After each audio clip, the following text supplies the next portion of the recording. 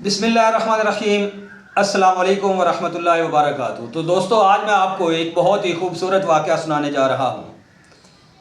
ایک صاحب بتاتے ہیں کہ ان کی ملاقات ایک ایسے انسان سے ہوئی جو کہ مذہب اسلام چھوڑ کر کسی اور مذہب میں جا چکا تھا۔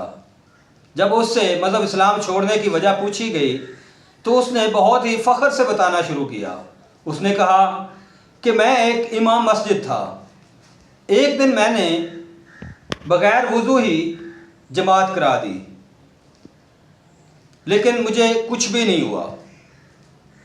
اس کے بعد میں نے اکثر ہی بغیر وضو جماعت کرانا شروع کی کہ مجھے بھلا کچھ ہوتا ہے یا نہیں ہوتا، یا اللہ تعالیٰ کی طرف سے مجھے کوئی سزا ملتی ہے یا نہیں ملتی، لیکن مجھے کچھ بھی نہیں ہوا۔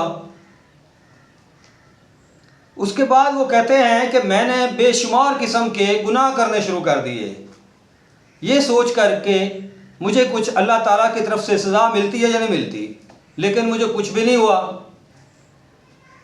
اس کے بعد ایک دن میں نے سوچا کہ مذہب اسلام چھوڑ کے دیکھتا ہوں، اللہ تعالیٰ مجھے کوئی سزا دیتا یا نہیں دیتا۔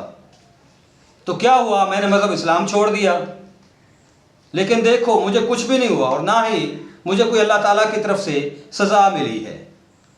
میں پہلے سے زیادہ اٹا کٹا ہوں، صحت ہے، تندرستی ہے، دولت ہے، شہرت ہے، ہر چیز تو میرے پاس، اللہ تعالیٰ کی طرف سے تو مجھے کوئی سزا ملی ہی نہیں ہے۔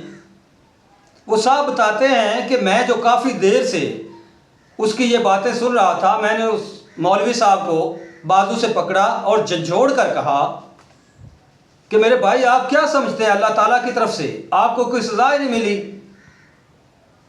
اللہ تعالیٰ نے آپ کو مذہب اسلام سے ہی باہر نکال پھینکا ہے، اس سے بڑی سزا آپ کے لیے اور کیا ہوگی؟ یہ بات سن کر وہ واقعی پریشان ہو گیا اور کہنے لگا کہ بھائی، میں نے مذہب اسلام دوبارہ قبول کرنا ہے۔ تو یہاں میری ویڈیو کا اختتام ہو چکا ہے، اجازت چاہتا ہوں، اللہ حافظ۔